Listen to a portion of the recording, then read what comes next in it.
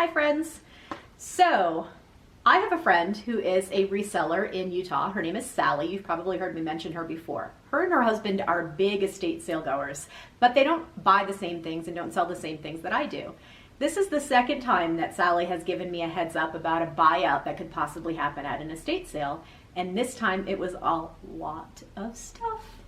So I took my friend Corey, we both took our big SUVs, we drove to Utah, packed up both SUVs, and came home and unloaded 2 days ago. I've done a little bit of sorting since then, but I'm just gonna kind of show you overall what I got. Here's a little preview of where we went and some of the fun stuff that we found. We've got a big rack of clothes here, some vintage stuff, all kinds of vintage. And I'm heading into the house here. I don't think this will hold. It's okay. This is Sally. Yeah. We've got all of these vintage clothes here that are gonna go. Some crazy costumey looking pieces. And then ugh, wait till you see the dolls. Katy's gonna love it. Creepy dolls. Here's another room of clothing that I'm picking up. And we'll take a walk down. And here are just some of the dolls. Is there an order you want it packed in? No. No order. Just do what you can. And then there's more here. And more here. There's a lot of dolls. These are kind of cute. This one's super cute. What is this one? She's super cute. I don't know what's going on with this doll right here, but I do know that Katy may throw me out of the house if I bring this scary friggin' thing in. This one looks like it's about to crawl backwards up a wall. She's a little frightening. Okay, so my truck is full till all the way to the tippy top. We're gonna try and fill Corey's now and see what happens. And here's Rudy. Say hi, Rudy. Hi. It's a lot. I don't know if we're gonna fit it. So, as if 5,000 creepy dolls were not enough. This is my mask that's coming home with me. So for those of you that you know, hate dolls and clowns, this is gonna be like doubly fun for you. Vikki? Vikki, what happened? What happened? Where are you? So it's a lot of stuff, as you can see. For those of you that know me, you know that my house being neat is like super important. So right now I'm having a little bit of a heart attack. Real important. Yeah, because now I officially look like I've hit hoarder status. There's no question. So I have started to sort out some of the stuff here. And first I have this table of vintage Fisher-Price stuff. None of the little people, unfortunately. And it's pretty banged up. So I've got to pick and choose what's worth reselling and what goes in the dumpster. But here's some of it. I think these are probably my favorite, the little record players. They do have all the records. So these are the ones that are definitely keepers. All right, let's go on a tour. What do you got? All right, so dolls. Lots of dolls. Lots of creepy dolls. This was a fun find. I opened up this envelope of things, and what did I find? Eyeballs. Oh, there it goes. That was Doll, cool, doll eyeball. Just dropped my eyeball on the ground, that's all. That's it. Got some doll eyeballs, so that's interesting. So a lot of what I purchased is doll clothing as well. The thing is that it was purchased, all of this is sight unseen, by the way. I didn't see it until I started to load it, and I had some help loading. So a lot of it I really haven't seen at all. Lots of bags of doll clothes, random doll clothes. I didn't pay $15, by the way. What I paid for all of this stuff is every single thing you see here, I paid $210 for. Plus I paid my helper for the day. To drive down and help me, and I did pay Sally and her husband for being my finders and helpers as well. So the merchandise itself was really cheap. It was like pennies for what I got. Let's see what else I have. So let's see. And when I say dolls, I mean all kinds of dolls. So this is a vintage composition mama doll with the mohair wig. She's not in great shape, but I'll still probably get at least $100 for her. Not original clothing, and that's okay.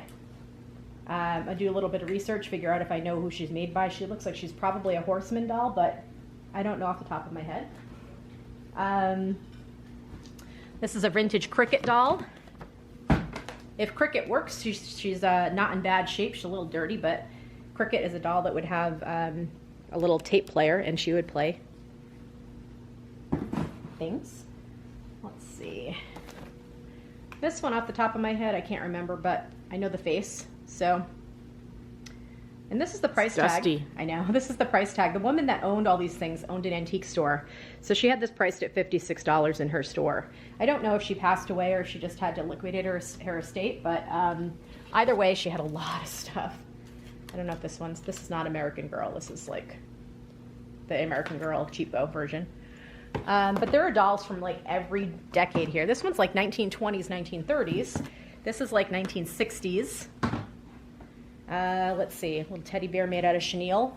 This is another 60s baby doll. I mean, there's so many. Good God. That's this one is a 50s doll. That's like a Susie Walker, I think. We've got a composition Shirley Temple doll. There's just so much. Even got some 90s Rugrats in the house. Let's see. Some Madame Alexander. And there's a bunch of clothes too, so I bought a lot of clothing. Oh, you did? I did. And most of the clothing is really, really good vintage. Let's see. More babies, more dolls, more dolls, more dolls.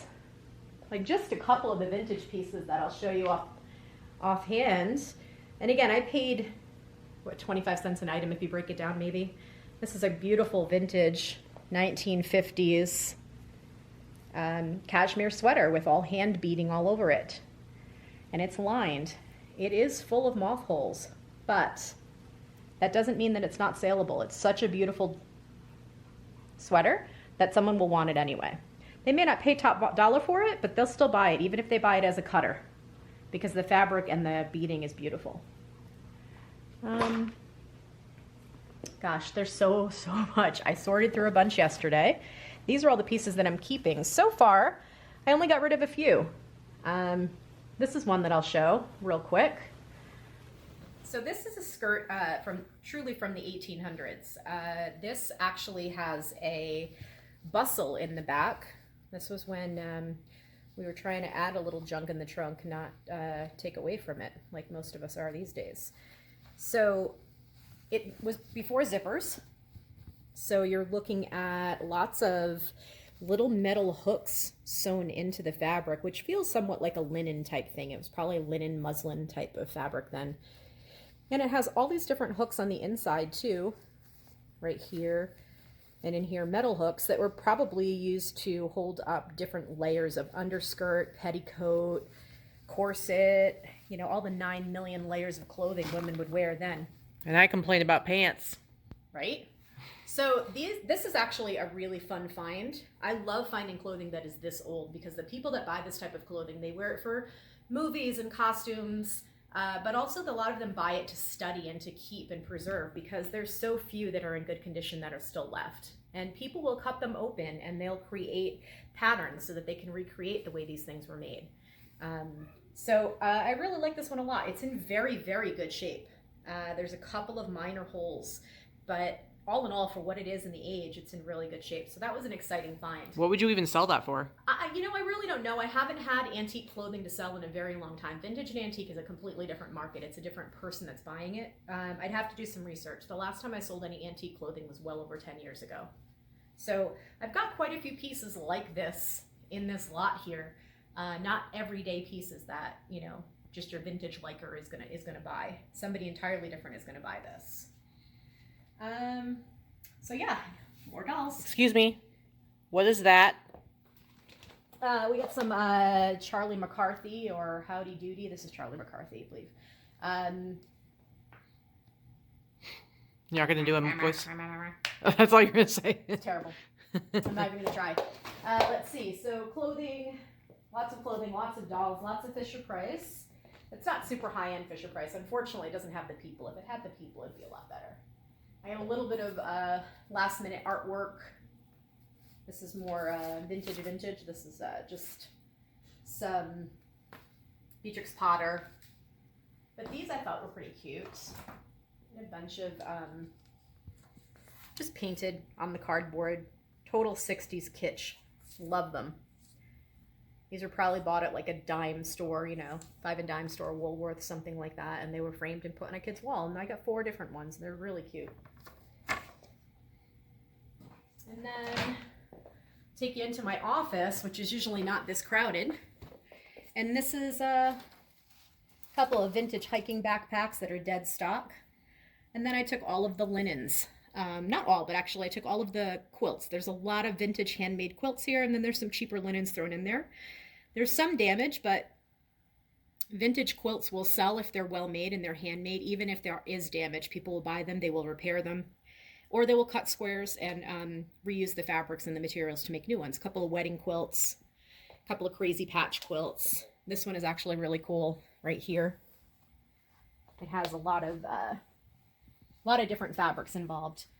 A lot of feed sack and vintage, and there's some velour and leather and suede. It's really cool. I like this one a lot. It's definitely has some damage, but it was painstakingly put together by someone with love. God knows how many years ago. I'm going to look through a lot of them. A lot of vintage quilts will be signed somewhere. This may have some sign. See, it's got damage. Opened up, but I will still sell it. Yeah, so that's what I have so far. It's a lot of stuff. I'm like, I don't really know where to begin. It's a good thing Christmas has been canceled, aka COVID Christmas 2020, because I would never let anybody in my house to celebrate the holiday looking like this. So as someone who doesn't usually have death piles, how are you going to tackle this so that it's not just all sitting in the living room for the next... Ugh. So right now, I'm going to be sorting by like item, and I'm going to organize the dolls. The dolls will mostly need to be cleaned and organized by type. And once I have the dolls all organized, I've already separated most of the clothing out to one area. The quilts are in one area. The toys are in one area. But once I have the dolls organized, then I will start opening up the doll clothing items, because I know dolls very well. So there's a lot of dolls that are naked. So I'm either going to dress them in clothing that fits or clothing that should go with them. But that's going to be very painstaking. I won't be selling the doll clothes individually. I'll definitely be lotting them up based on like era or 18-inch doll or 7-inch doll or Barbie type doll, that kind of thing. And just selling them in lots because people buy them. So yeah, it's a lot of work. And we all know I have Crystal to help me with listing. She helps and lists with clothing. This is all me. So it's going to take a while. But the good thing is I did say I wasn't going to source until the end of the year. I couldn't pass this opportunity up. Never pass up a good opportunity when it comes in your lap. I don't care if you've got to find a way to live around your hoard for a while.